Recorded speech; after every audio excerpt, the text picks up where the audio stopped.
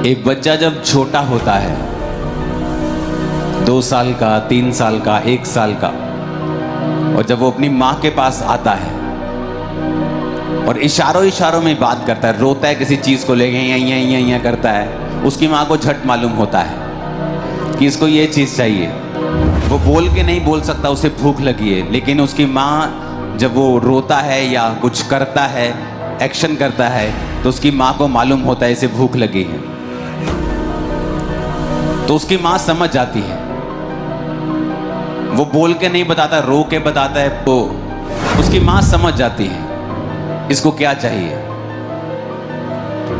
लेकिन जब वो बच्चा 18 साल का हो जाए, 15 साल का हो जाए और बड़ा हो जाए, आप इमेजिन करो वही इशारे जो वो छोटे होते करता था, अपनी माँ से फिर जाके ऐसे ही करे, आपको कैसा लगेगा? अपने बाप को वही इशारे जाके करे, रोए, कैसा लगेगा आपको? अच्छा लगेगा माँ को? बोलो माओ, चंगा लगेगा?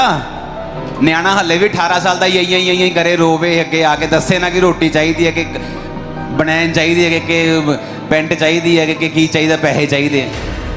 हाँ, चंगा लगेगा? एक समय होता है, आप प्रभु के सामने एक छोटे बच्चे की तरह होते हैं। आप रोते हैं, आपको अच्छी तरह से प्रार्थना करनी भी नहीं आती, तो भी आपकी वो प्रेयर सुन लेता है,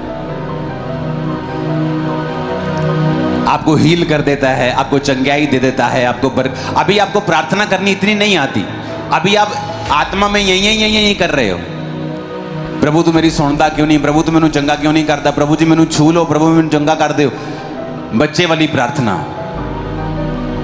लेकिन जब आप बड़े हो जाते हैं, आप 3 साल से बड़े हो जाते हैं, आत्मिक 3 साल से, आपको बपतिस्मा लिए 2-3 साल 4 साल हो जाते हैं, आप मसीह में बढ़ने लगते हैं, आपको चर्च जाते हुए 4, 5, 6, 7 साल हो चुके हैं।